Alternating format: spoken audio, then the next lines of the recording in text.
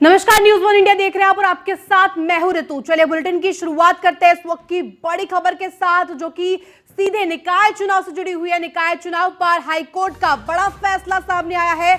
फैसले को लेकर सरकार जा सकती है सुप्रीम कोर्ट, और ऐसे में अब हाईकोर्ट के फैसले को यूपी सरकार दे सकती है चुनौती।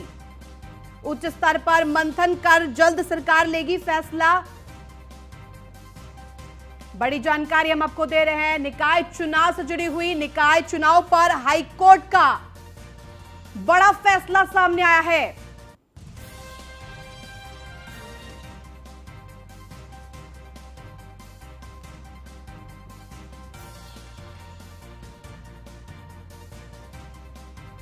इसी खबर पर ज्यादा जानकारी के साथ हमारे संवाददाता एसके वाजपेयी जुड़ गए। एसके, जिस तरह से अब फैसला आ गया है निकाय चुनाव को लेकर के, ओबीसी आरक्षण जो सरकार के पाले में गेंद डाल दी है, सरकार के ऊपर है कि अब चुनाव कराए जाए या नहीं कराना, या फिर ट्रिपल टेस्ट के जरिए गुजर करके दोबारा से चुनाव कराए जाए।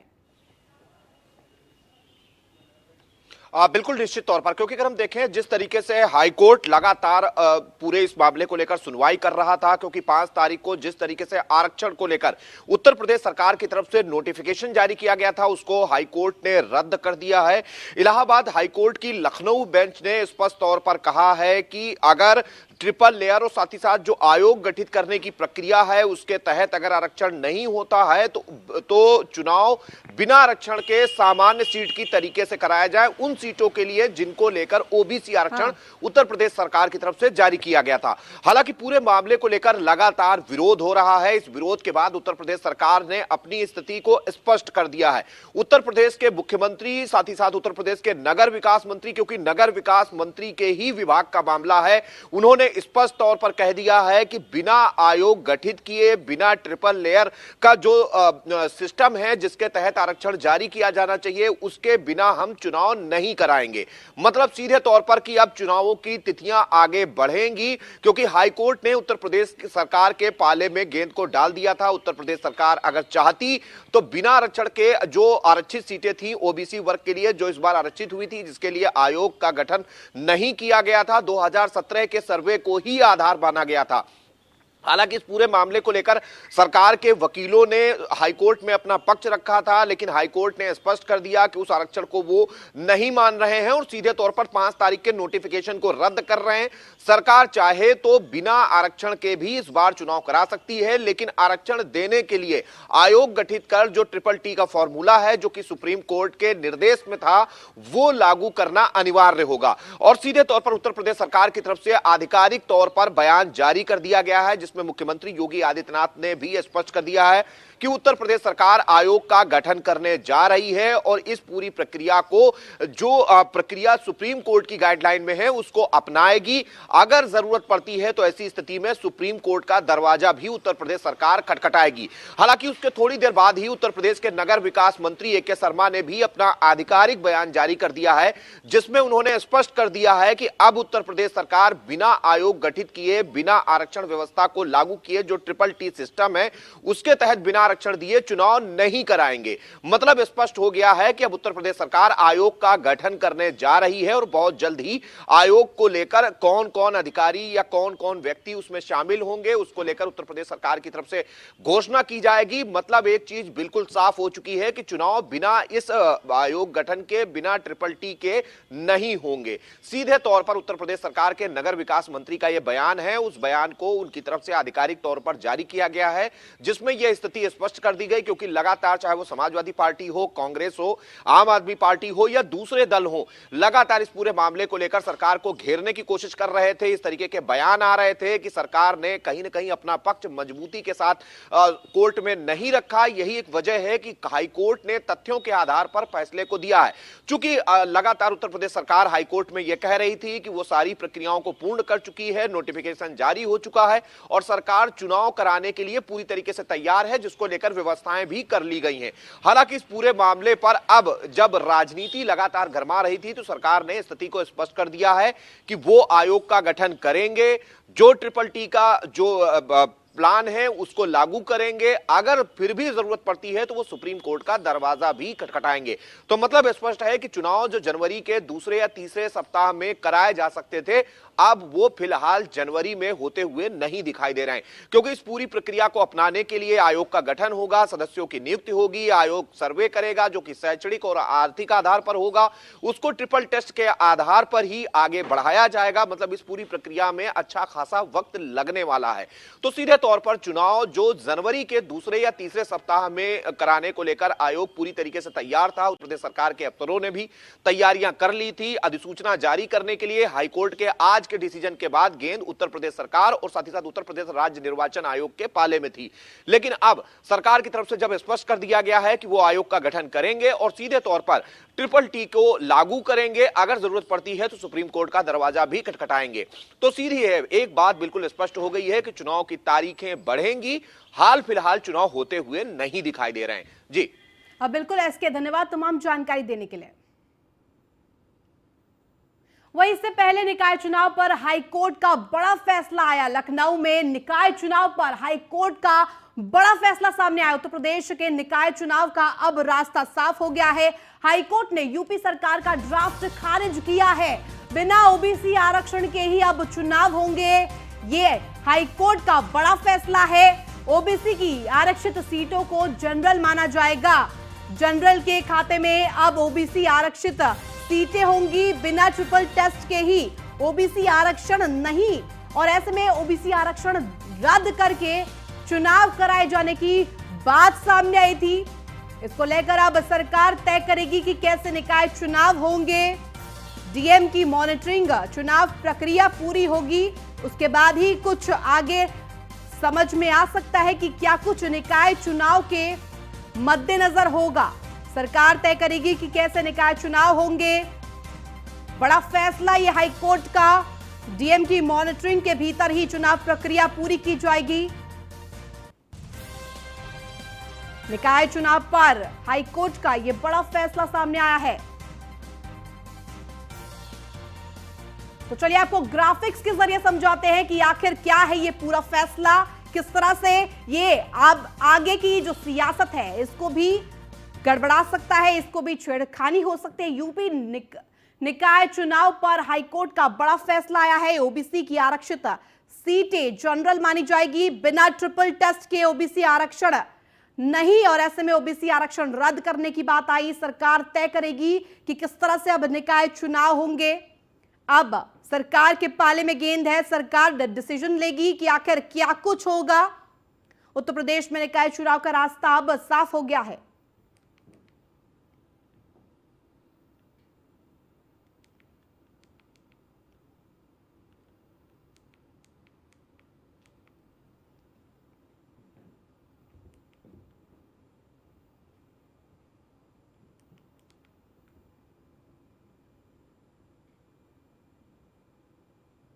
वही हाईकोर्ट के फैसले पर समाजवादी पार्टी के प्रवक्ता फखरुल हसन चांद ने क्या कुछ कहा, आइए आपको सुनवाते हैं। देखिए, भारतीय जनता पार्टी वो शिक्षक भर्ती में ओबीसी को आरक्षण नहीं देती, वो जाति जनगणना का विरोध करती। आज भारतीय जनता पार्टी निकाय चुनाव बिना ओबीसी आरक्षण के कराना चाहती। इसलिए जानबूझ के एक साजिश के तहत भारतीय जनता पार्टी ने माननीय सुप्रीम कोर्ट के आदेश को जानते हुए भी आरक्षण की व्यवस्था में पेज को ढीला छोड़ दिया था, जिसको माननीय उच्च न्यायालय ने आज पेज को टाइट करके बिना ओबीसी आरक्षण के चुनाव कराने का फैसला किया। लेकिन समाजवादी पार्टी बिना आरक्षण के चुनाव कराए जाने का विरोध करती है। ओबीसी के हक के लिए समाजवादी पार्टी लड़ती रहेगी। वही निकाय चुनाव के फैसले पर कांग्रेस के प्रवक्ता अंशु अवस्थी ने भी क्या कुछ कहा, आपको सुनवाते हैं। कि उच्च न्यायालय ने सरकार की जो नीयत है उस पर सवाल खड़ा किया। कांग्रेस बार बार इस बात को कह रही है कि आखिर भारतीय जनता पार्टी जो लोगों का निर्धारित आरक्षण है उससे खिलवाड़ क्यों कर रही है। राजीव गांधी जी ने पंचायती राज अधिनियम में जो आरक्षण व्यवस्था की है निकाय चुनाव में, उसका पूरी तरीके से पालन होना चाहिए। उच्च न्यायालय ने भी इस बात को कहा है, लेकिन भारतीय जनता पार्टी की नीयत में खोट है।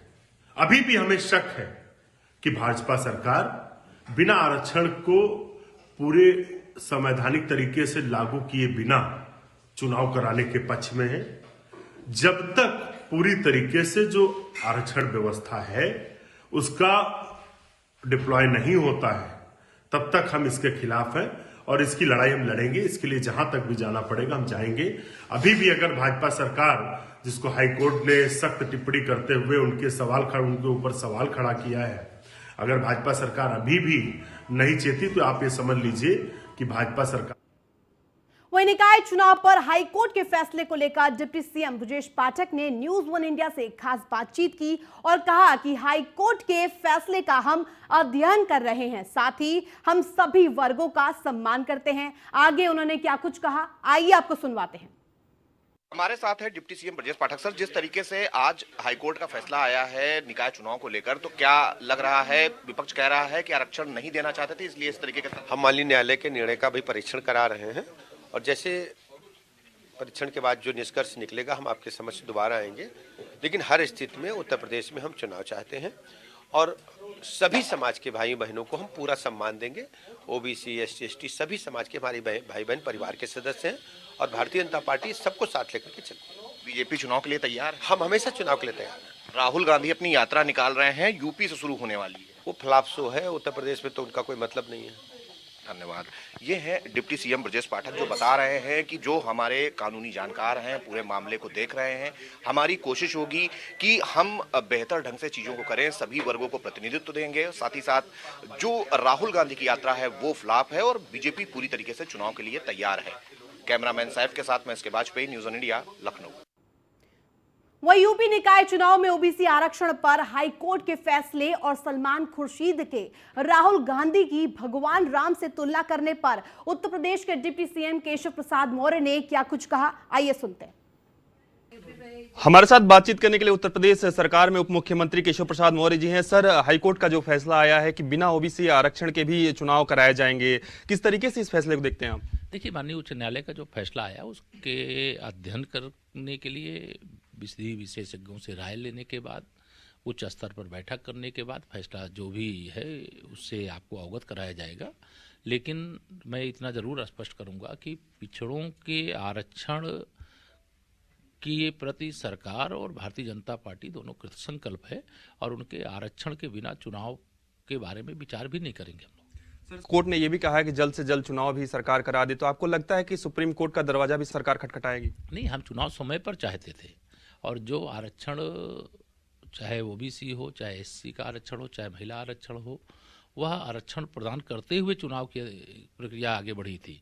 लेकिन उसमें एक जो टेक्निकल विषय था जिसके कारण से माननीय उच्च न्यायालय का आदेश आया है, उसका सरकार अध्ययन करके, बैठक करके, जो विधि विशेषज्ञ उनसे परामर्श करके निर्णय लेगी। लेकिन पिछड़े वर्ग के आरक्षण के बिना चुनाव नहीं कराएंगे। कांग्रेस नेता सलमान खुर्शीद ने राहुल गांधी की तुलना प्रभु श्री राम से कर दी है और सबसे बड़ी बात है कि भारत जोड़ो यात्रा भी अब कहीं ना कहीं उत्तर प्रदेश में प्रवेश करने वाली है। देखिए, भगवान श्री राम है और कांग्रेस के जो भी नेता श्री राहुल गांधी जी के अंदर भगवान श्री राम को देखने का काम कर रहे हैं, तो कोई मैं देखने से नहीं मना करूंगा। लेकिन तुलना करें तो ऐसी कोई तुलना करें जो लगे कि वो कहते कि वो अपने ही पूरे कांग्रेस कुनबे में तमाम नेता हुए तो उनसे कोई तुलना करते तो समझ में आता। अब भगवान श्री राम से तुलना करने लगेंगे तो वो समझ में नहीं आता। धन्यवाद सर। तो ये थे हमारे साथ उत्तर प्रदेश सरकार में उप मुख्यमंत्री केशव प्रसाद मौर्य, जिनका साफ तौर पर कहना है कांग्रेस पार्टी किसी अन्य नेता से राम की तुलना करते तो समझ में आता, लेकिन राहुल गांधी से तुलना समझ में नहीं आता है। वीडियो राम त्रिपाठी के साथ पीयूष तिवारी, नई दिल्ली। वहीं ओबीसी आरक्षण मामले को लेकर अखिलेश यादव ने ट्वीट किया और लिखा, आज आरक्षण विरोधी भाजपा निकाय चुनाव में ओबीसी आरक्षण के विषय पर घड़ियाली सहानुभूति दिखा रही है। आज भाजपा ने पिछड़ों के आरक्षण का हक छीना है, कल भाजपा बाबा साहब द्वारा दिए गए दलितों का आरक्षण भी छीन लेगी। आरक्षण को बचाने की लड़ाई में पिछड़ों और दलितों से सपा का साथ देने की अपील है।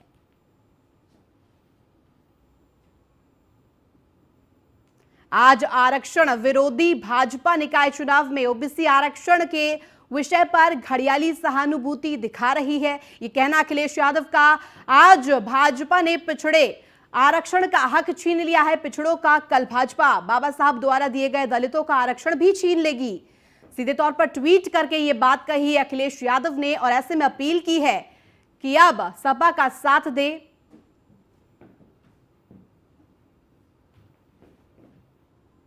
वहीं जालौन पहुंचे अखिलेश यादव ने निकाय चुनाव पर हाईकोर्ट के फैसले को लेकर क्या कुछ कहा, आइए सुनवाते हैं। बहुत ही दुर्भाग्य है कि हमारा पिछड़ों का हक छीना जा रहा है, और ये केवल पिछड़ों का हक नहीं छीना जा रहा है। भारतीय जनता पार्टी इस सत्ता में रही तो जो बाबा साहब भीमराव अम्बेडकर जी ने अधिकार दिए हैं, उन अधिकारों को धीरे धीरे छीन लिया जाएगा। अभी कुछ चीज़ें दिखाई दे रही हैं और कुछ चीज़ें नहीं दिखाई दे रही हैं। भारतीय जनता पार्टी हमेशा आरक्षण विरोधी काम किए उसने। भारतीय जनता पार्टी आरक्षण विरोधी है, पिछड़ा विरोधी है, दलित विरोधी है। इन्हें संविधान की किसी भी व्यवस्था से कोई मतलब नहीं है। जो बाबा साहब भीमराव अम्बेडकर जी ने अधिकार दिए थे, उन अधिकारों को धीरे धीरे भारतीय जनता पार्टी छीनना चाहती है, और जितने भी उनमें पिछड़े नेता हैं वो सब मुंह बंद करके बैठे हुए हैं। अगर सरकार सही तरीके से पैरवी करती, सरकार सही तरीके से पक्ष रखती, तो आज पिछड़ों को आरक्षण मिलता। बहुत ही वहीं आम आदमी पार्टी के राज्यसभा सांसद संजय सिंह ने निकाय चुनाव को लेकर ट्वीट किया और लिखा। क्या कुछ उन्होंने लिखा आपको बताते हैं। बीजेपी पिछड़ों की विरोधी है। नगर निकाय के चुनाव में पिछड़ों का हक मारने के लिए जानबूझकर गलत आरक्षण कराया गया। बिना ओबीसी आरक्षण के चुनाव कराना चाहती है बीजेपी।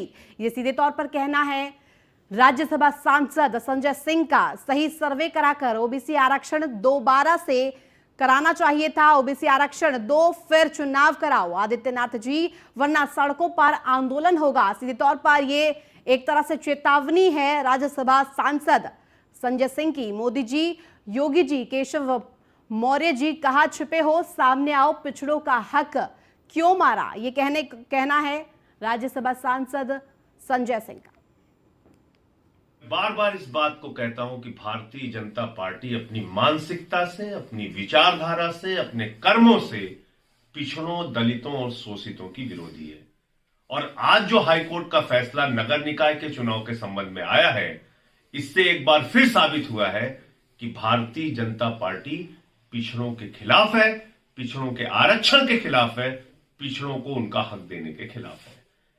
अब इस नगर निकाय के चुनाव में संवैधानिक प्रक्रियाओं का पालन करके आयोग बनाकर सर्वे कराकर आरक्षण लागू करना था, लेकिन जानबूझकर आदित्यनाथ जी की सरकार ने, भारतीय जनता पार्टी की सरकार ने ऐसा गड़बड़ आरक्षण किया कि हाई कोर्ट ने इनके नोटिफिकेशन को रद्द कर दिया। हाई कोर्ट ने इनके आरक्षण को रद्द कर दिया और यह कह दिया कि आप अगर प्रक्रियाओं का पालन करते हैं तो आरक्षण में ओबीसी को उनका हक मिलेगा। अगर आपने बगैर प्रक्रिया का पालन किए आरक्षण की व्यवस्था लागू की तो बिना आरक्षण के आप चुनाव करा दो। इसका मतलब उत्तर प्रदेश का नगर निकाय का चुनाव बगैर ओबीसी आरक्षण के होगा।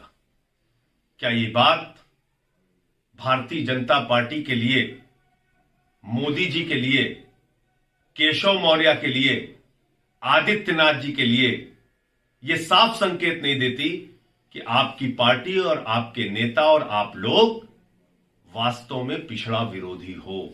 अगर जरा सी भी आप में शर्म है तो सामने आइए और कहिए कि जो ओबीसी का आरक्षण है वो सही रूप में लागू किया जाएगा, और जब तक ओबीसी का, पिछड़ों का सही हक नहीं मिल जाता, सर्वे कराकर सही आरक्षण की व्यवस्था लागू नहीं हो जाती, तब तक चुनाव नहीं कराया जाएगा।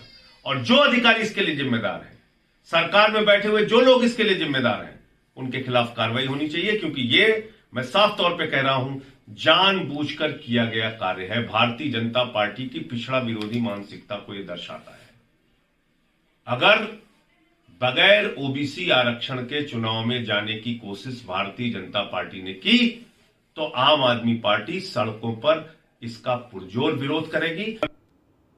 तो फिलहाल इस बुलेटिन में इतना ही। आप देखते रहिए न्यूज़ 1 इंडिया।